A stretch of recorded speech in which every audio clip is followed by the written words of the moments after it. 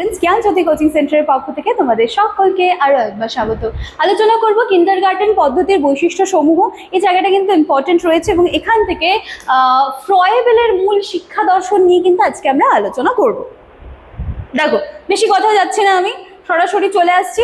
একটুখানি তোমাদের বলে দিই, আমার ভিডিওর নিচে ডেসক্রিপশন বক্স রয়েছে। তোমরা এখন এই মুহূর্তে যারা ভিডিও দেখছো, ভিডিওর নিচে ডেসক্রিপশন বক্স রয়েছে, ওখানে দেখবে দুটো কন্ট্যাক্ট নাম্বার কিন্তু দিয়ে দেওয়া রয়েছে।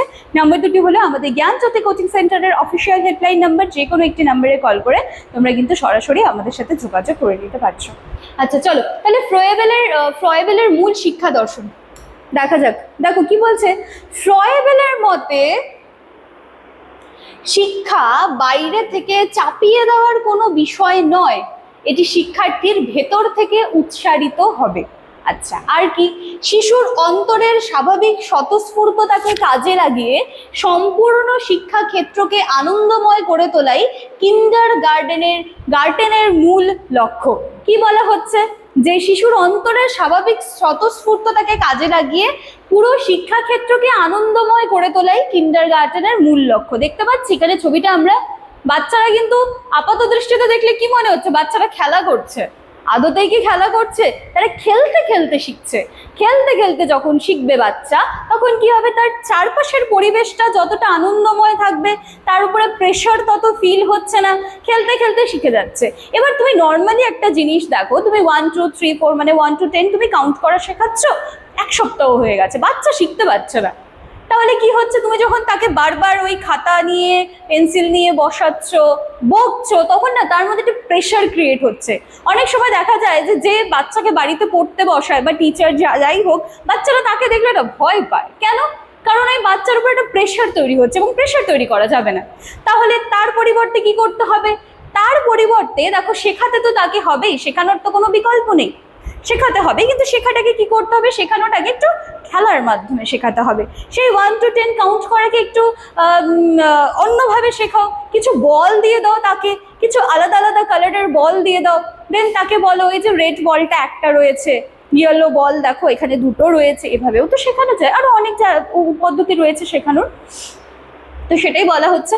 আচ্ছা, অভিনব শিশুকেন্দ্রিক পদ্ধতি আধুনিক বিশ্বের প্রাথমিক শিক্ষা কাঠামোকে প্রত্যক্ষ ও পরোক্ষভাবে সুদৃঢ় ভিত্তি দান করেছে। আচ্ছা, শিশুকেন্দ্রিক পদ্ধতি এটা কি? দেখো, আমরা যারা এডুকেশন নিয়ে পড়াশোনা করছি, বা এই যে আমাদের যে বিষয়টা রয়েছে, আমাদের ভীষণ পরিচিত একটা টার্ম, শিক্ষক কেন্দ্রিক পদ্ধতি, শিশু কেন্দ্রিক পদ্ধতি, তাই তো? তাহলে এই শিশু কেন্দ্রিক পদ্ধতিকে স্পেশালি এই প্রাথমিক স্তরে বা প্রাথমিক শিক্ষার কাঠামোকে তৈরি করতে, বা শিশু কেন্দ্রিক শিক্ষা পদ্ধতি যেই জায়গাগুলোর কথা বলে, যে একটি বাচ্চার রুচি, আগ্রহ, সামর্থ্য, দক্ষতা, এগুলোকে লক্ষ্য রেখে সে যেই বাচ্চাটি যেভাবে শিখতে চাচ্ছে তাকে সেভাবে শেখাও। তো এই ক্ষেত্রে কিন্তু এই শিশু কেন্দ্রিক পদ্ধতিটা খুব গুরুত্বপূর্ণ একটা ভূমিকা পালন করে, তাই না? তারপরে দেখো কি আছে, সম্ভাবনা ও ব্যক্তিসত্তার বিকাশ। এখানে কি বলা হচ্ছে, সম্ভাবনার উন্মেষণ। বিবর্তনবাদে বিশ্বাসী ফ্রয়েবেল মনে করতেন যে প্রত্যেকটা শিশুর মধ্যে সুপ্ত ঐশ্বরিক গুণ ও অফুরন্ত সম্ভাবনা নিয়ে জন্মগ্রহণ করে। শিক্ষার লক্ষ্য কি কোনো কৃত্রিম বা বাহ্যিক শক্তি জোর করে চাপানো, না চাপিয়ে শিশুর অন্তর থেকে সুপ্ত সম্ভাবনার স্বাভাবিক বিকাশ ঘটানো। মানে কি? মানে দেখো, প্রত্যেকটা বাচ্চা, প্রত্যেকটা মানুষের মধ্যে ভালো কোয়ালিটিস আছেই, থাকতেই হবে। শুধু প্রয়োজন কি, সেটাকে না সময় বুঝে সেটাকে খুঁজে বের করো, সেটাকে ঘষা মাজা করো। তোমার যেই কাজটি করতে সবচেয়ে বেশি ভালো লাগে, তুমি সেই কাজটিই করো এবং সেটাতে একদম পারদর্শী হয়ে ওঠো। তাহলে দেখবে সেই কাজটাকে কাজে লাগিয়ে না তুমি জীবনে অনেকটা দূর এগিয়ে যেতে পারছো। এবার মনে করো, তোমার ভালো লাগে ছবি আঁকতে, ঠিক আছে? তোমার পড়াশোনা করতে খুব একটা ভালো লাগে না, তোমার ছবি আঁকতে ভালো লাগে, তুমি এটাতেই ভীষণ পারদর্শী। এবার তোমাকে আমি ছবি আঁকাটা বন্ধ করিয়ে দিয়েছি, তোমার বলছি না তুই গান শেখ, তোমার ভালো লাগবে সেই জায়গাটি করতে, লাগবে না। কারণ তোমার পছন্দের জায়গা যেটা ছিল সেখান থেকে তুমি সরে গেছো, তোমার উপরে প্রেশার ক্রিয়েট করে তোমাকে একটা জিনিস আমি করতে বলছি বারংবার। এই সূত্রে একটা কথা না বললেই নয়, একটা খুব সুন্দর মুভি ছিল, আশা করি তোমরা সকলেই দেখেছো। সেখানে ঈশান বলে একটা ছোট্ট বাচ্চা ছিল এবং সেখানে কিন্তু আমরা দেখেছি যেতে পড়াশোনা করতে গিয়ে তার কিন্তু অনেক রকমের প্রবলেমসগুলো তাকে ফেস করতে হয়েছিল। কিন্তু তখন একটা সময় কিন্তু তার একজন টিচার ছিলেন, তিনি কিন্তু বুঝতে পারলেন যে সেই বাচ্চার মধ্যে স্পেশাল কোয়ালিটিটা কি রয়েছে এবং তিনি কিন্তু সেটাকে বের করে নিয়ে আসার চেষ্টা করেছিলেন। তো সেই সূত্রেই আমি বললাম যে দেখো সুপ্ত যে ঐশ্বরিক গুণ রয়েছে না এবং অফুরন্ত সম্ভাবনা সকলের মধ্যে রয়েছে, তোমাদের মধ্যে রয়েছে, আমার মধ্যে রয়েছে, সকলের মধ্যে রয়েছে, আমাদের জাস্ট সেটাকে সময় বুঝে খুঁজে বের করতে হয়। আচ্ছা, এবং বের করলে তো হবে না, সেটাকে আবার ঘষা মাজা করতে হবে, সেখানেও একটু বিকাশের প্রয়োজন রয়েছে। আচ্ছা, ব্যক্তি সত্তার বিকাশ বলছে ফ্রয়েবেল তার সামগ্রিক শিক্ষা চিন্তা সুপরিকল্পিত উপায়ে কিন্ডারগার্টেনের নানাবিধ আনন্দমুখী কর্মকাণ্ডের মধ্যে দিয়ে বাস্তবায়িত করেন। বিদ্যালয়ের মুক্ত ও উৎসব মুখর পরিবেশ শিশুর প্রত্যক্ষ পরোক্ষ ব্যক্তি সত্তায় সুষম পরিপূর্ণ বিকাশ সাধনে চূড়ান্ত সহায়তা প্রদান করে। এবার বাচ্চা যে স্কুলে পড়াশোনা করতে যাচ্ছে, ঠিক আছে, সে স্কুলের পরিবেশটার সাথে সে যদি খাপ খাইয়ে না নিতে পারে তাহলে দেখবে বাচ্চাদের মধ্যে না স্কুলে না যাওয়ার একটা প্রবণতা দেখতে পাওয়া যায়। এবং অনেক ক্ষেত্রে দেখা যায় যে পেরেন্টস যারা রয়েছেন তারা হয়তো এই জায়গাটা কখনো জিজ্ঞেস করেন না, হয়তো তারা সবসময় ভাবেন যে এই বাচ্চা স্কুল যেতে চায় না, পড়তে চাইছে না, ফাঁকি দিচ্ছে।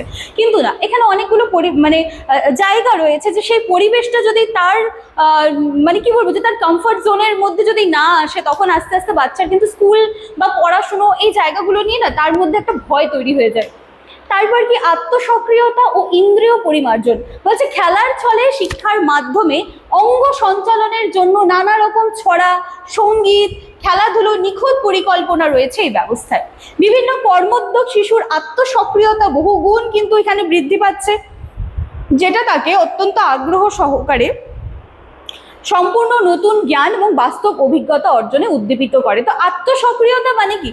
সক্রিয়তা মানে কি যে কোনো কাজে তুমি কতটা অ্যাক্টিভ, ঠিক আছে, এবং আত্মসক্রিয়তা বৃদ্ধি মানে কি বাচ্চাকে সেই বাচ্চার মধ্যে থাকা যে সে কতটা অ্যাক্টিভ সেটাকে কিন্তু মানে খুঁজে বের করে দিতে হবে। যেমন দেখো নানা রকম ছড়া, সঙ্গীত, খেলাধুলো নিখুঁত পরিকল্পনা রয়েছে এই ব্যবস্থা। এখানে কর্মোদ্যোগ শিশুর আত্মসক্রিয়তা বহুগুণ বেড়ে যাচ্ছে। তাকে এই জায়গাগুলো দিতে হবে। যখনই আমি তাকে এই জায়গাগুলো দিচ্ছি তখন এইগুলোতে পার্টিসিপেট করার মাধ্যমে সে কতটা অ্যাক্টিভ, সে কতটা পারদর্শী, তখনই কিন্তু সে সেই জায়গাগুলো দেখাতে পারছে। আর কি ইন্দ্রিয় পরিমার্জন ও উপহার, এখানে ইন্দ্রিয় প্রশিক্ষণের নিমিত্তে বিশেষ বৈজ্ঞানিক খেলনা ব্যবহার করা হয়েছে, যাকে ফ্রয়েবেল কিন্তু উপহার বলেছেন, ঠিক আছে। বিভিন্ন পরিমাপের কাঠের ব্লক, রঙিন বল, কাঠি, সুতো, যেগুলো হয় বেসিক্যালি, যেগুলো দিয়ে বাচ্চাকে আমরা কোনো রকম প্রেশার না দিয়ে সুন্দরভাবে হেসে খেলে আর কি পড়াতে পারি, সেই জায়গাটাই হচ্ছে এটা, আর কিছুই না। আচ্ছা, এবার দেখো কি হচ্ছে কর্মকেন্দ্রিক শিক্ষা ও বৃত্তি বলছে ফ্রয়েবেল আনন্দময় হাতের কাজগুলিকে বৃত্তি বলে উল্লেখ করেছেন, যেমন কি কাগজের খেলনা তৈরি করা, আর কি বিভিন্ন নকশাদার কাগজ ভাঁজ করার মতো মজার কার্যাবলী, এগুলোও কিন্তু শিক্ষার উপকরণ, তাই না। তো শেখার ছলে এই যে কর্মোদ্যোগ শিশুকে কি করে অত্যন্ত আনন্দের সাথে স্বনির্ভর এবং ব্যবহারিক জ্ঞান অর্জনে সহায়তা করে। কেন আর্ট অ্যান্ড ক্রাফটের কিছু ক্লাস পড়াশুনোর মাঝে মাঝে টিফিনের পরে পিরিয়ডসগুলো কেন দিয়ে দেওয়া হয়? কারণ এই যে পড়তে পড়তে পড়তে পড়তে না একটা একঘেয়েমি চলে আসে, মাঝে এরকম একটা ড্রয়িংয়ের ক্লাস পেলে তো ভালোই লাগে, ক্রাফটের একটা ক্লাস পেলে ভালো লাগে। তো এই জায়গাগুলো এই জন্যই দিয়ে দেওয়া হয়ে থাকে, ঠিক আছে। তো এই ছিল তাহলে আজকে আমার ক্লাস বা আলোচনার বিষয়। আশা করছি বিষয়টি আমি তোমাদেরকে বোঝাতে পেরেছি। ভিডিওটি ভালো লাগলে তোমাদের ভ্যালুয়েবল কমেন্টসগুলো কমেন্ট সেকশনে রেখে যেতে ভুলবে না। দেখা হচ্ছে নেক্সট ভিডিওতে। আর একটুখানি আমি বলে দিচ্ছি, এখানে দুটো কন্ট্যাক্ট নাম্বার দেখতে পাচ্ছ। নাম্বার দুটি হলো আমাদের জ্ঞানজ্যোতি কোচিং সেন্টারের অফিসিয়াল হেল্পলাইন নাম্বার। যে কোনো একটি নাম্বারে কল করে তোমরা আমাদের সাথে যোগাযোগ করবে, তোমাদেরকে কোর্স ফি থেকে শুরু করে সমস্ত কিছু কিন্তু বুঝিয়ে দেওয়া হবে। চলো তাহলে আজকের ক্লাস বা আলোচনার বিষয় আমি এখানেই শেষ করছি। দেখা হচ্ছে আবার নেক্সট দিনের ক্লাসে। Thank you.